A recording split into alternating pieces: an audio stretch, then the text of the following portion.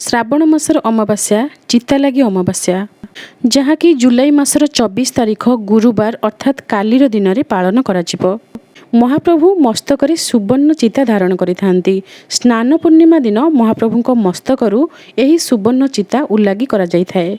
रथयात्रा परे महाप्रभु जेतेबेले सिंहासन को विजे करती एही अमावास्या दिन महाप्रभु पुणी थरे सुवर्णर चिता पिंधती मस्तकरे। तेणु एही अमावास्या को चिता लागी अमावास्या कहा जाइथाए। एही अमावास्या महाप्रभु को सुवर्णर चिता लागी होइथाए। प्रति ओडियांक घरे एही चिता लागी पर्व पालन करा जाइथाए। एही पर्व रे चितौ पिठा प्रस्तुत करा जाइथाए। अरुआ चाउल एवं नड़िया रे एही पिठाटी प्रस्तुत करा जाइथाए। एही पर्व रे चाषी कूल तत्पर होई उठंती। गेंडा शामुका एवं जलचर जीव मानकु मध्य चिता लागी अमावास्या दिन चितौ पिठा खाइबाकू दिया जाइथाए।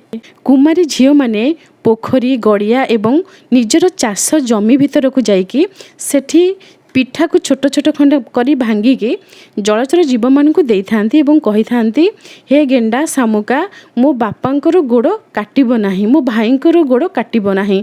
ये सब बहुत पुरातन कथा आ बहुत सुंदर आमर संस्कृति एवं परंपरार कथा।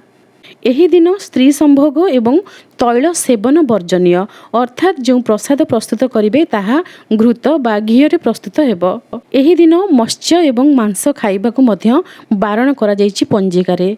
चलित वर्ष चिता लागी अमावास्या गुरुवार दिन पड़ुछि। अमावास्या तिथि माँ लक्ष्मींकर अत्यंत प्रिय, तत्सहित गुरुवार मध्य माँकर अत्यंत प्रिय।